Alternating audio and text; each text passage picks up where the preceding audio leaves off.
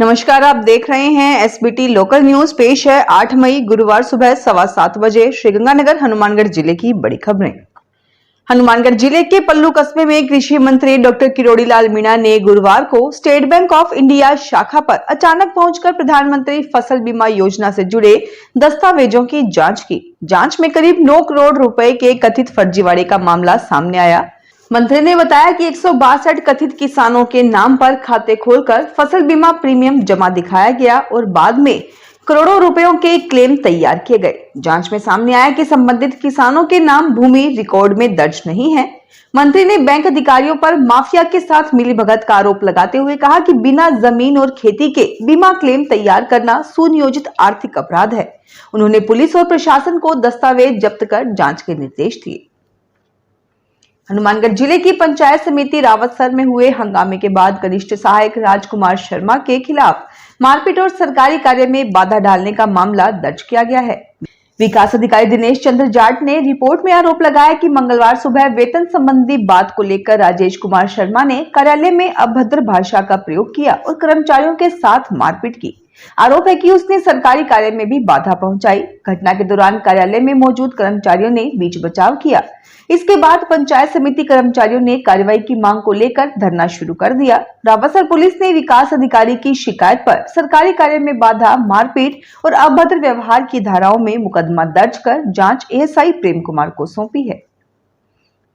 हनुमानगढ़ जिले के रावतसर थाना क्षेत्र में मूंगफली फैक्ट्री संचालक को दुष्कर्म के झूठे मुकदमे में फंसाने की धमकी देकर ब्लैकमेल करने का मामला सामने आया है।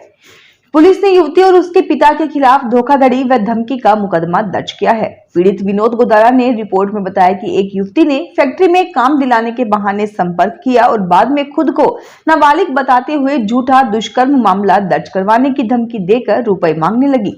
डर के कारण उसने अलग अलग समय पर नगद और ऑनलाइन कुल 53,500 रुपए दे दिए। रिपोर्ट के अनुसार बाद में युवती के पिता ने समझौते के नाम पर लाखों रुपयों की मांग की। आरोप है कि 3,50,000 रुपए का चेक भी लिया गया और बाद में 2,75,000 रुपए नहीं देने पर मुकदमा दर्ज करवाने की धमकी दी गई। हनुमानगढ़ जिले में अवैध हथियारों के खिलाफ चलाए जा रहे अभियान के तहत भिरानी और सदर थाना पुलिस ने अलग अलग कार्रवाई करते हुए 3 आरोपियों को गिरफ्तार किया है। पुलिस ने आरोपियों के कब्जे से 2 अवैध देसी पिस्टल, 4 जिंदा कारतूस और एक धारदार कापा बरामद किया। भिरानी थाना पुलिस ने गश्त के दौरान गांधी बड़ी निवासी रुपेश उर्फ लाला को गिरफ्तार कर उसके पास से एक देसी पिस्टल और 2 जिंदा कारतूस बरामद किए। इसी थाना क्षेत्र में दूसरी कार्रवाई के दौरान गांधी बड़ी निवासी नवीन कुमार को गिरफ्तार किया गया, जिसके कब्जे से एक देसी पिस्टल और 2 जिंदा कारतूस मिले। वहीं सदर थाना पुलिस ने जंडावाली निवासी पप्पा सिंह को गिरफ्तार कर उसके पास से धारदार कापा बरामद किया। तीनों मामलों में आर्म्स एक्ट के तहत प्रकरण दर्ज कर जांच शुरू कर दी गई है। श्रीगंगानगर में विधायक जयदीप बिहाणी के जन सेवा केंद्र में 30 अप्रैल को हुई मारपीट के परस्पर दर्ज मुकदमों की जांच अब सीआईडी सीबी करेगी। दोनों मामलों की पत्रावली जयपुर भेज दी गई है। सहायक अभियंता जगनलाल बैरवा की शिकायत पर विधायक जयदीप बिहाणी, उनके निजी सचिव मनीष गर्ग सहित अन्य लोगों के खिलाफ मारपीट और जाति सूचक गालियां देने का मामला दर्ज हुआ था। वहीं विधायक पक्ष की ओर से भी 3 अधिकारियों के खिलाफ मुकदमा दर्ज कराया गया था। राज्य सरकार के नियमों के अनुसार विधायक के खिलाफ दर्ज मामलों की जांच सीआईडी सीबी को सौंपी जाती है। जल्द ही जांच अधिकारी नियुक्त किया जाएगा। मामले में विधायक सेवा केंद्र के सीसीटीवी फुटेज को लेकर भी सवाल उठ रहे हैं। पीड़ित पक्ष और कांग्रेस की जांच समिति ने फुटेज सुरक्षित रखने और सार्वजनिक करने की मांग की है। श्रीगंगानगर में नार्कोटिक्स स्मगलर सिंडिकेट से गहरे संबंध और करीब 11 किलो हेरोइन सहित 5 तस्करों को पकड़ने के ऑपरेशन में पुलिस को गुमराह करने के मामले में निलंबित हवलदार मंगतराम को लेकर नए खुलासे हुए हैं। पुलिस सूत्रों के अनुसार मंगतराम ने पकड़े गए तस्कर हरमेश उर्फ जोरा को पुलिस सोर्स बताकर छुड़वाने की कोशिश की थी। बताया जा रहा है कि हरमेश से उसके गहरे संबंध थे और उसने उससे अपने घर पर फर्नीचर का काम भी करवाया था। जांच में यह भी सामने आया कि गैलेंट्री प्रमोशन से जुड़े एक पुराने मामले में वास्तविक तस्करों को बचाकर धनूर के पिता पुत्र को फंसाने के आरोप है। पुलिस ने इस मामले की दोबारा जांच के लिए अदालत में प्रार्थना पत्र दिया है। केसर सिंहपुर और श्रीकरणपुर क्षेत्र से जुड़े मामलों की भी जांच की जा रही है। अतिरिक्त पुलिस अधीक्षक आरपी शर्मा की जांच जारी है। श्रीगंगानगर जिला कलेक्टर डॉक्टर अमित यादव ने गुरुवार को साधु शहर उपखंड का दौरा कर विभिन्न विभागों और संस्थानों का निरीक्षण किया। उन्होंने पथली चेक पोस्ट, उप जिला चिकित्सालय, स्टेडियम, जलदाय विभाग, विद्यालयों और कृषि उपज मंडी समिति की व्यवस्थाएं देखी तथा अधिकारियों को आवश्यक निर्देश दिए। जिला कलेक्टर ने चेक पोस्ट पर संदिग्ध वाहनों और तस्करी गतिविधियों पर नजर रखने के निर्देश दिए। अस्पताल निरीक्षण के दौरान एक्सरे रूम व्यवस्था सुधारने, नकारा सामान हटाने और मरीजों के लिए गर्मी में कूलर पंखों की व्यवस्था सुनिश्चित करने को कहा। श्रीगंगानगर में भीषण गर्मी को देखते हुए अंतर्राष्ट्रीय वैश्य सम्मेलन की युवा इकाई ने जवाहर नगर स्थित J&K ब्लॉक पार्क में लगाए गए वाटर कूलर का मरम्मत कार्य पूरा करवाकर पुनः शुभारंभ कराया। कार्यक्रम का उद्घाटन जवाहर नगर थाना पुलिस अधिकारी देवेंद्र सिंह राठौड़ ने फीता काट कर किया। कार्यक्रम में मोहक नढ़ानी, दीपक जैन, गौरव लीला, CA Pankaj Ganesh Gadhia, CA Sanjay Bansal, Akshay Gupta, CA Kapish Goyal, advocate Kapish Mohanka और विविध बिहानी सहित कई लोग मौजूद रहे। श्रीगंगानगर में स्कूल एजुकेशन वेलफेयर एसोसिएशन सेवा ब्लॉक ने मुख्यमंत्री के नाम ज्ञापन सौंपकर RTE अधिनियम 2009 के तहत निजी विद्यालयों की बकाया प्रतिपूर्ति राशि का शीघ्र भुगतान करने की मांग की। संगठन ने बताया कि सत्र 2025-26 की RTE प्रतिपूर्ति राशि अब तक जारी नहीं होने से निजी विद्यालय आर्थिक संकट से गुजर रहे हैं। समय पर भुगतान नहीं मिलने से शिक्षकों के वेतन और विद्यालय संचालन में कठिनाइयां आ रही हैं। साथ ही नए शैक्षणिक सत्र 2026-27 की प्रवेश प्रक्रिया भी प्रभावित हो रही है। श्रीगंगानगर में जयपुर को जोड़ने वाली हनुमानगढ़ रोड की खराब हालत को लेकर प्रमुख जनों ने प्रशासन से शीघ्र मरम्मत करवाने की मांग की है।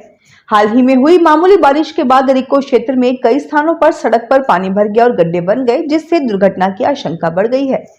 पंचायत समिति उप प्रधान ब्रजमोहन यादव और रिको इंडस्ट्रीज एसोसिएशन के अध्यक्ष सत्य प्रकाश खेमका ने जिला प्रशासन और सार्वजनिक निर्माण विभाग से जल्द कार्रवाई करने की मांग की। उन्होंने बताया कि केनरा बैंक के सामने निर्माणाधीन इस्कॉन मंदिर के पास और नाथावाली क्षेत्र में सड़क कई जगह से टूट चुकी है। सूरतगढ़ के उप जिला अस्पताल में गुरुवार को फायर सेफ्टी वीक के तहत अग्नि सुरक्षा को लेकर विशेष मॉक ड्रिल आयोजित की गई। इसका उद्देश्य अस्पताल स्टाफ को आगजनी जैसी आपात स्थितियों से निपटने के लिए प्रशिक्षित करना रहा। मुख्य चिकित्सा एवं स्वास्थ्य अधिकारी डॉक्टर अजय सिंगला के निर्देश और अस्पताल प्रभारी डॉक्टर नीरज सुखीजा के नेतृत्व में आयोजित ड्रिल में कर्मचारियों को सुरक्षा उपायों और त्वरित कार्रवाई की जानकारी दी गई। श्रीगंगानगर जिले में राजस्थान सरकार के ग्राम रथ अभियान के तहत गुरुवार को विभिन्न गांवों में जन कल्याणकारी योजनाओं का प्रचार प्रसार किया गया। LED वैन के माध्यम से ग्रामीणों को योजनाओं की जानकारी देने के साथ लाभ लेने के लिए जागरूक किया गया। अभियान के तहत रायसीनगर, सूरतगढ़, श्रीकरणपुर, अनूपगढ़, श्रीगंगानगर और साधुशहर विधानसभा क्षेत्रों के कई गांवों में कार्यक्रम आयोजित हुए। दौलतपुरा में कृषि विभाग के संयुक्त निदेशक डॉक्टर सतीश शर्मा, उप निदेशक प्रीति गर्ग और सुशील कुमार शर्मा ने ग्रामीणों को विभागीय योजनाओं की जानकारी दी। कार्यक्रमों में लोक कलाकारों ने गीत, भजन और नुक्कड़ नाटकों के जरिए योजनाओं को रोचक ढंग से प्रस्तुत किया। श्रीगंगानगर में पंजाबी भाषा विकास समिति राजस्थान के प्रतिनिधि मंडल ने मुख्यमंत्री, उच्च शिक्षा मंत्री और राजस्थान कर्मचारी चयन बोर्ड अध्यक्ष के नाम ज्ञापन सौंपकर राजस्थान कॉलेज एजुकेशन सोसाइटी की संविदा भर्ती 2026 तथा SET परीक्षा में पंजाबी विषय शामिल करने की मांग की। सरदार कुलदीप सिंह के नेतृत्व में दिए गए ज्ञापन में बताया गया कि टीचिंग एसोसिएट के 3540 पदों की भर्ती में पंजाबी विषय को शामिल नहीं किया गया है, जबकि लालगढ़, जाटान, चूनावड़, पदमपुर, साधुशहर, अनूपगढ़ और विजयनगर के राजकीय महाविद्यालयों में पंजाबी विषय के पद स्वीकृत हैं। समिति ने विज्ञापन में संशोधन कर पंजाबी विषय के कम से कम 6 पद जोड़ने की मांग की है। श्रीगंगानगर में माकपा कार्यकर्ताओं ने गुरुवार को जिला कलेक्ट्रेट पर प्रदर्शन कर विभिन्न जन समस्याओं को लेकर ज्ञापन सौंपा। प्रदर्शनकारियों ने LNT और सीवरेज कार्यों के कारण खोदी गई सड़कों के पुनर्निर्माण, पुरानी आबादी क्षेत्र में पेयजल आपूर्ति बहाल करने और कानून व्यवस्था सुधारने की मांग की। चक 6G मजदूर कांड में आरोपियों की गिरफ्तारी नहीं होने पर भी नाराजगी जताई गई। ज्ञापन में विधायक और RUIDP एवं LNT अधिकारियों के बीच मारपीट मामले की निष्पक्ष जांच की भी मांग शामिल रही। सभा को संबोधित करते हुए माकपा नेताओं BS राणा, दुर्गा स्वामी सहित अन्य वक्ताओं ने केंद्र व राज्य सरकार पर निशाना साधते हुए कहा कि मजदूरों पर लगातार हमले हो रहे हैं। तो ये थी आज की बड़ी खबरें। अगर आपको हमारा बुलेटिन पसंद आया हो तो वीडियो को लाइक करें, अपने दोस्तों से शेयर करें और चैनल को सब्सक्राइब करना ना भूलें। फिर मिलेंगे नई खबरों के साथ। धन्यवाद।